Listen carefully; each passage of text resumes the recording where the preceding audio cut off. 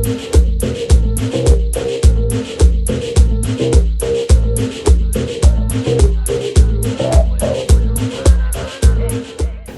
find it very hard to present someone with an amazing trajectory, both in Mexico and abroad. She's been called and named one of the most influential and powerful women in Mexico and in the world. Her number of Twitter followers are, I think, beyond millions, if I'm correct.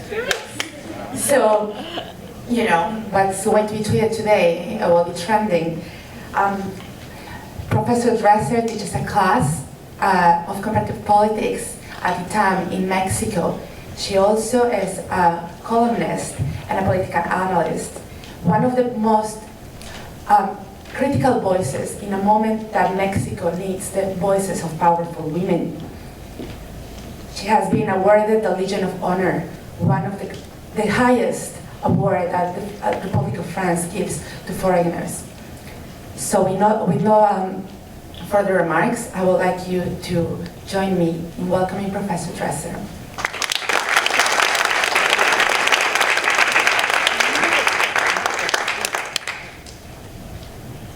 Thank you. It's a pleasure to be here. I do dispute the idea, however, that I'm powerful. I can't even get my teenage children to pay attention to me, much less the country. I come here at a time that is very sad, I think, for my country. Because the narrative of moving Mexico, the narrative of structural reforms, the celebratory media coverage, the endless applause, that time has come to an end. The era of collective adulation that surrounded Enrique Peña Nieto during the first 3 years lasted only 3 years. And today the narrative is not about reforms or about moving forward. It's about regression, it's about violence, it's about human rights violations, it's about the fact that 150,000 Mexicans have been killed in the last decade of the drug war, and over 27,000 Mexicans have disappeared. I think it's a sad moment as well because of the conflict of interest cases and corruption that the government has denied, ignored, or asked forgiveness for, as President Peña Nieto did, only to go on and make the same mistakes again. It is a turbulent time because of the assassination and attempted cover-up of 43 students in Ayotzinapa, and it will almost be 2 years since that happened. And we still lack clarity as to what exactly happened and who was responsible. Add to that the uncanny escape twice of notorious drug lord El Chapo from an allegedly high security prison, and what that reveals about the prison system in Mexico. And add to that the price of oil that is dropping, the value of the peso that is plummeting, and I watch this with obsessive concern given the tuition of my children that I pay in Canadian or American dollars. And someone tweeted to me, I think a couple of days ago, called me a lesbian whore. I'm not a lesbian, but even if I were, why would it matter? And I'm not a whore either, but I've considered perhaps selling my body given the value of the peso vis-a-vis the US dollar. Maybe that might become an option. What we've seen is the unraveling of most of the major reforms. Energy reform that failed to generate interest among international investors because of the price of oil. Education reform that remains contested in the streets and in places like Oaxaca and Guerrero, valuable because of what it contained, but badly implemented, and therefore has generated a backlash that has undermined its appeal. And today we see a president who seems dumbstruck, almost paralyzed, or as Slate magazine put it after the nefarious invitation to Donald Trump to visit Mexico. Perhaps a president with only a 23% approval rating actually does not know what he's doing. So he's not only a lame duck, but he's become a sitting duck in terms of attacks, questioning, and substantive questions as to what he's going to do with the remaining years of his presidency. It seems that everything that was offered and promised and sometimes carried out has not been enough. And we seem light years away from that place that was offered, which was the modernization of Mexico, due to corruption, reforms that were well-intended but badly implemented, violence that the state itself promotes, as in La Playa and Vanuatu, or has been unable to contain in places like Tamaulipas and in Michoacan. So what went wrong? You may remember years ago when Bill Clinton ran for office, he had his team put up a huge banner in the war room that read, "It's the economy, stupid," so that the team would remain focused on what the key issue was. Well, it's the corruption, stupid. That should be the banner in every office of the Mexican government today. Because an issue that used to be subsidiary has become central. A topic that never seemed to impact government performance now does so. And what has ended up paralyzing, corralling and pushing the Peña Nieto government into a corner is a theme that was historically considered normal, corruption, and now is not. Government corruption has become a corrosive acid that has run through every aspect of the reforms, blocking, postponing, grinding to a halt what had been promised and might have been accomplished, with increasingly onerous effects for the country. Corruption, as you know, is linked to lower levels of growth of GDP. It limits the benefits of commercial liberalization. It makes it much harder to attract foreign investment. It's been leading in the past several months to capital flight. It generates a propensity to the occurrence of monetary crises. And Standard & Poor's just lowered its rating of Mexican debt precisely because of the budget deficit that the Mexican government is running and the level of debt it has incurred. For political reasons, because there have been cuts to basically every area of government spending in the midst of this imposed austerity, except to the rubric of sueldos y salarios, which basically means everything that the political class lives on and siphons off to its political constituents, maintaining clienteles in public sector unions and elsewhere. Report after report underscores that the main factor affecting Mexican competitiveness and doing business in the country today is corruption. Recent analyses by Mexico Como Vamos suggest that the cost of corruption in Mexico is almost equivalent to 9% of GDP annually. Corruption has engendered a lack of confidence in public institutions, a lack of credibility of the government, and a widespread disillusionment among Mexicans with their country, with themselves, and with democracy. And the problem is how the Peña Nieto administration has responded to this crisis of confidence. First ignoring, and then responding ineffectively and tardily, underestimating the problems that its behavior has exacerbated. Because the famous or the infamous Casa Blanca scandal doesn't have to do with whether the First Lady was an extraordinary actress whose talent deserved a $10 million bonus from Televisa, the television network. The Casa Blanca case underscores what corruption is all about in Mexico. It has to do with conflicts of interest. In a country where conflicts of interest aren't even a conflict and have never been viewed as such. What the Casa Blanca scandal revealed are the conflicts of interest permanent between the government and its cronies, They have to do with the shady links between a powerful television network and political power.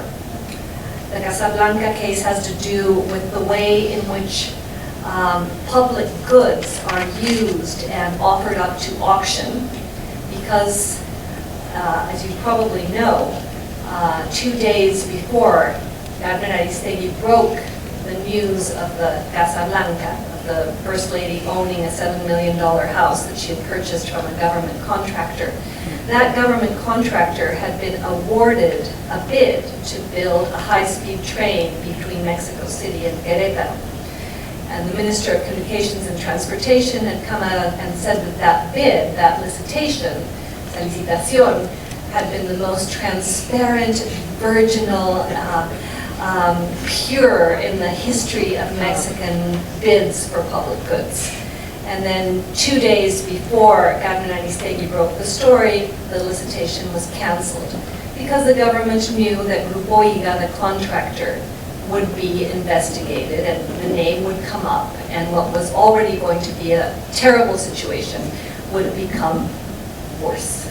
These scandals have to do with the way in which political and economic power is used and exercised in Mexico. In an irregular fashion, in an opaque fashion, in a discretionary fashion, without accountability. And the defensive, minimalist, and at times haughty reaction of the Peña Nieto government. Remember what the First Lady did in a video when the scandal erupted was to come out and basically chastise us for questioning her. Bring to mind a famous phrase incorrectly attributed to Marie Antoinette when she allegedly said, "Let them eat cake." It's a phrase that is used to criticize governments that are perceived as insensitive, frivolous, far removed from a population whose legitimate indignation they decry. And there's a reason why Enrique Peña Nieto has only 23% approval rating. And that those polls were taken before the Trump visit. In all likelihood, those numbers have actually fallen. Because the PRI, and I'd say all the other political parties across the spectrum in Mexico, believe that, yes, it's the corruption, stupid, but not as a demand for change, but as a way of governing. So that's why, even though a national anti-corruption system was approved several months ago, the Senate still hasn't named a special prosecutor for corruption. That explains why the Citizens Commission of 5 impeccable individuals who are allegedly going to supervise the implementation of the system, they have not been named. Mexico carries the heavy burden of institutional fragility. The absence of a system of accountability and checks and balances that would allow institutions to pursue, process, and actually punish flagrant cases of corruption. And the absence of a system to combat that, and therein why there have been no credible investigations dealing with the First Lady or the Minister of Finance or the President himself, that is the true scandal. And for too long, the Mexican political class of all stripes has evaded scrutiny.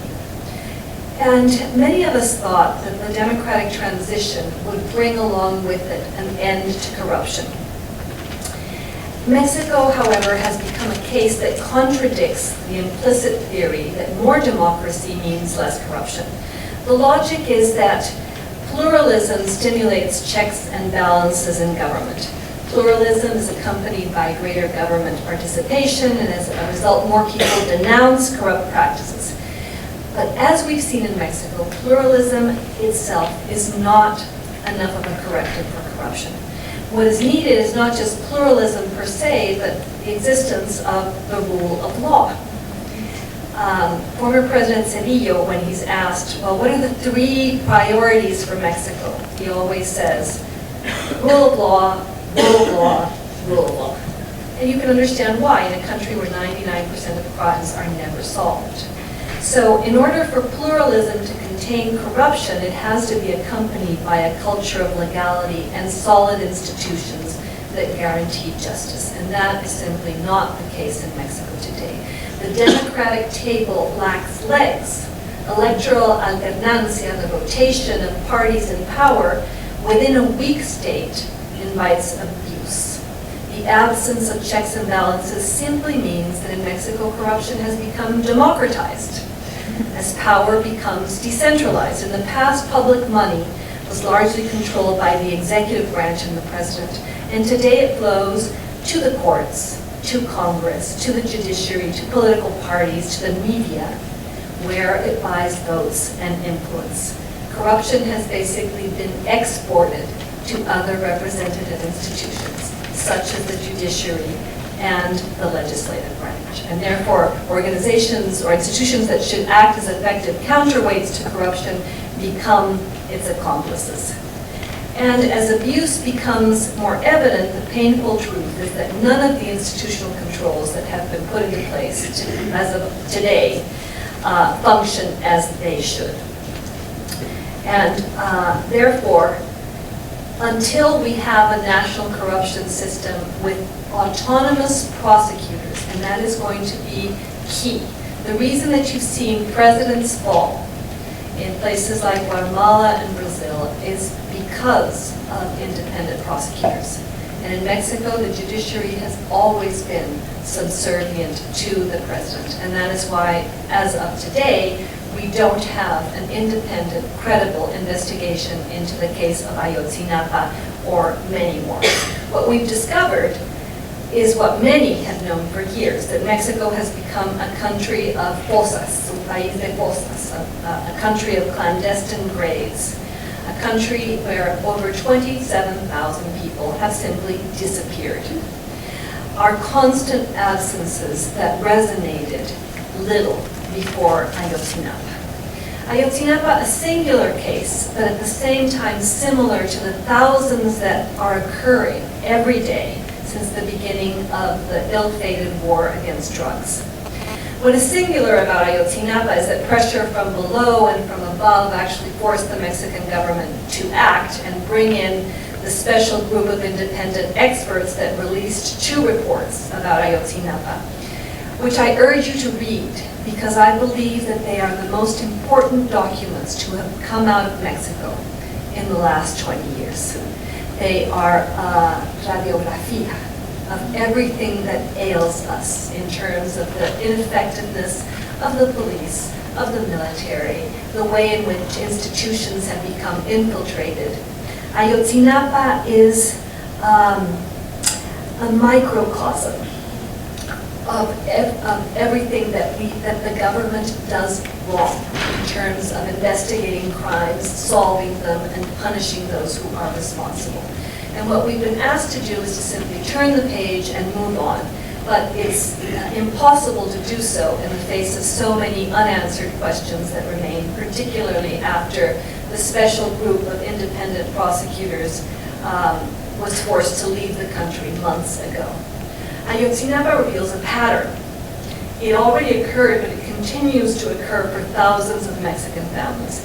A pattern of forced disappearances and impunity that government officials cannot deal with. The Mexican government, excuse me for this personal anecdote, but I am a film fanatic. If I were not an activist and a political scientist, I'd be a film director or a film critic. I went to see a matinee of Sully, the new Clint Eastwood film about the brave pilot who lands the plane in the Hudson River. You may wonder why this is all relevant to this conversation. Because as I watched the aftermath of the accident and how the New York police, the emergency services, the Coast Guard mobilized immediately and got to the scene in 24 minutes and rescued everybody, I thought, what would happen if that occurred in Mexico today? What we have been witnessing in Mexico is basically the collapse of the state in its foundational mission to protect and to carry out basic functions for which the state was created, coming all the way back from the intellectual tradition of Hobbes, to protect the lives of Mexicans. Mexico today simply does not have a government, a justice system that can investigate, identify, prosecute, rely on DNA samples, solve murders, or prevent them. If you look at my Twitter timeline, you'll see that 2 weeks ago, families have been digging up graves in Veracruz, trying to find the remains of their loved ones, because the government of Veracruz cannot or will not do so. So in the first march after Ayotzinapa, where 50,000 people went, including my good friend Genaro Lozano, took a photograph of something that was placed in the center of the Zócalo. It was a huge illuminated sign with candles that said, "Fue el Estado," it was the state. And so it was. If you look at the report about Ayotzinapa, you'll see that that night, the municipal police, the state police, the federal police, and the military were involved at some level, agents of the state. Es el Estado in Mexico that cannot protect, defend, investigate, or carry out, as I said, its foundational mission. Instead, what we are seeing are government authorities that are as missing as the students they keep searching for. But worse yet, in this period of democratic deterioration, insecurity has become implanted as a common routine. There it is, the macabre punctuality of death. Only in this week, 2 priests visiting Spanish tourist, a Mexican filmmaker. As Ayotzinapa revealed, the Mexican state proves its impotence in the face of crime that it has historically ignored or protected, and the most indispensable branches of government. The place, the intersection of the state with citizens, their first encounter with the state, which is via the police. Policemen, courts, and prosecutors evidence their dysfunctionality every day. So as Mauricio Merino argued in his most recent book, the main challenge for Mexico isn't even to save electoral democracy. It is to save the state itself so that it can rescue its capacity to guarantee the minimum security that Mexicans need to survive. And to finish, because I was told I only had 20 minutes, envision 2018, a contested election in which Andrés Manuel López Obrador is in the lead, followed by Margarita Zavala, a candidate of PRI, whoever he is. Regardless of who wins, I don't think that the simple rotation of power among parties will deal with the widespread sensation that electoral democracy has not resolved the country's problems. Therein our sensation of political orphanhood. Therein our collective anguish when faced with the certainty that public life in Mexico, across the ideological spectrum, has become corrupted.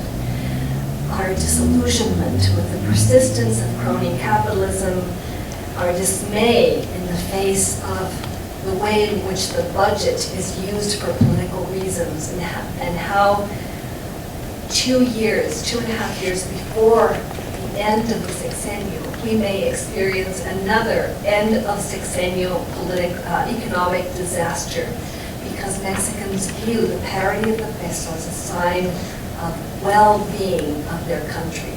And today, the Mexican peso is at 20.77. So what about us?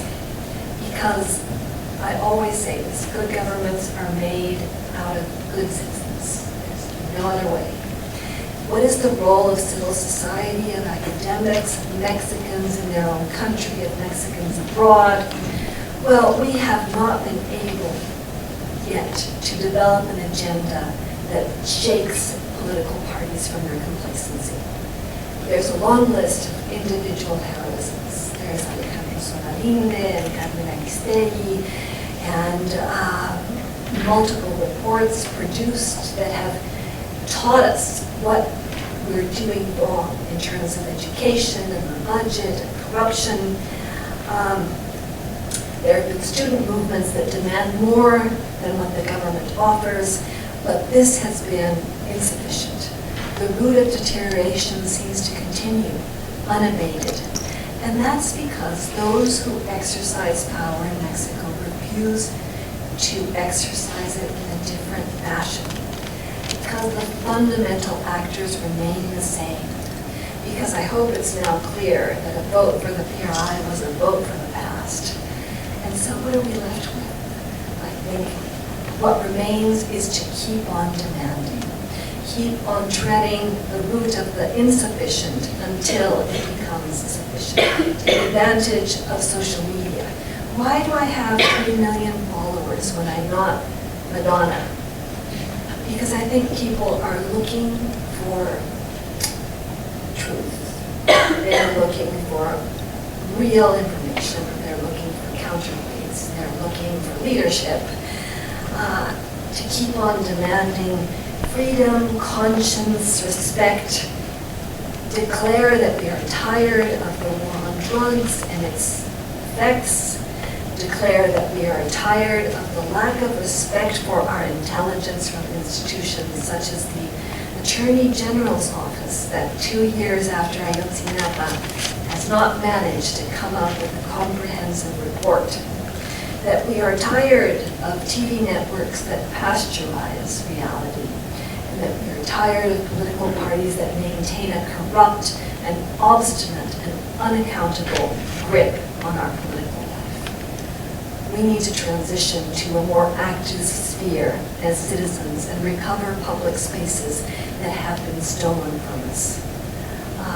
And I think this is beginning to happen in Mexico today, because along with the collapse of Peña Nieto's narrative, I see the emergence of an alternative narrative. It's more hopeful, it's more optimistic. It's not being written by the government. It is being written by the students. It is being written by many NGOs such as Fundar that yesterday released their report on how taxes have been condoned to 20 key businesses in Mexico. The narrative is being rewritten by those who have become obstinate citizens, as Ai Weiwei calls those who have followed him in China. It is being rewritten by film directors such as Alejandro González Iñárritu. And please remember what he said that the night he won his first Oscar, that Mexicans one day finally have the government they deserve.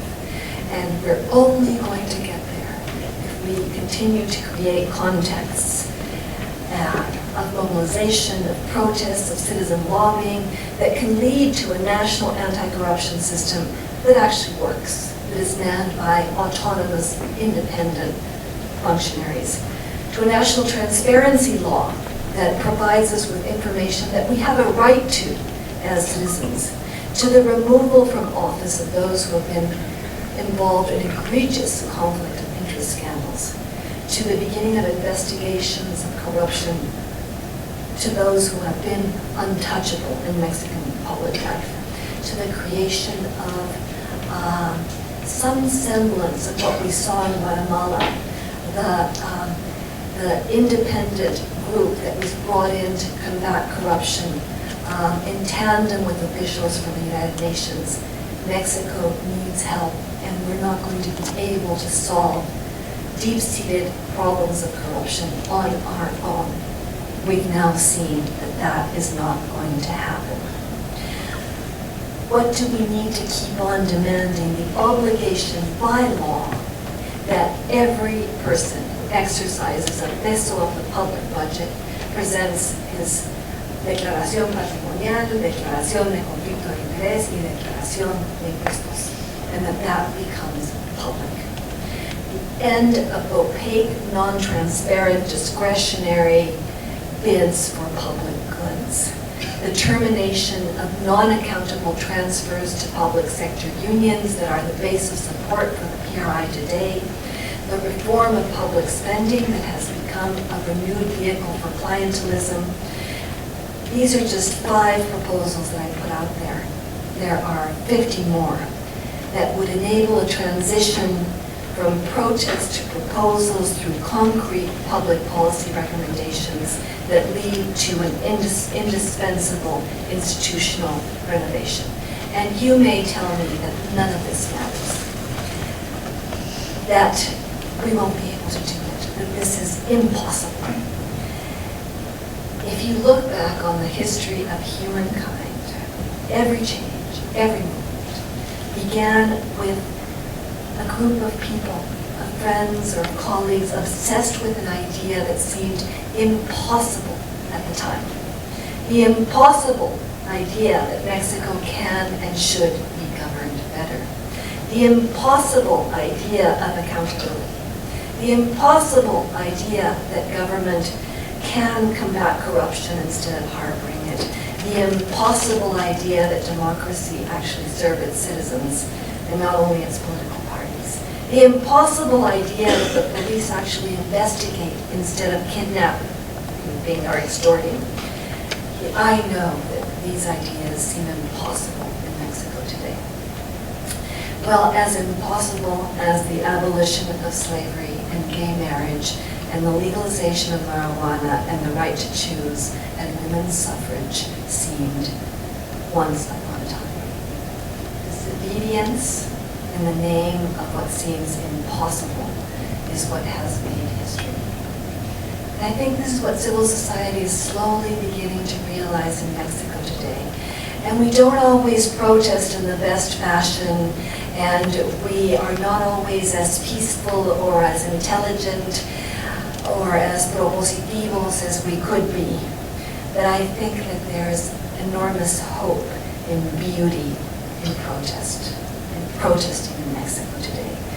Because protesting and demanding alters routines and of time and space, allowing the impossible to become possible. It is beautiful and worthy because it comes from a good place, from here, from that stubborn little muscle, which is any human heart, as Woody Allen called it. That place that should remind us, in Mexico and here, that we have the right to protest and demand and combat a government that we do not deserve. And remember the favorite words, my favorite words, of Martin Luther King's speech. The moral arc of the universe is very long, but it ultimately bends towards justice. Justice for the 22 people summarily executed by the military in La Playa, justice for the 27,000 or more missing Mexicans, justice for the 9 people killed in Nochixtlan, justice for all Mexicans who have endured a dysfunctional democracy, a system, I call it, of extraction without representation. This talk is a small tribute to them and to us, a small effort to bend the moral arc of the universe in their direction and our direction, the direction of those who are tired of what poet Carlos Pellicer called el esplendor ausente, absent splendor of our country. I know and I believe that that splendor can be unearthed as long as all of us are willing to fight for it. 2016 and always.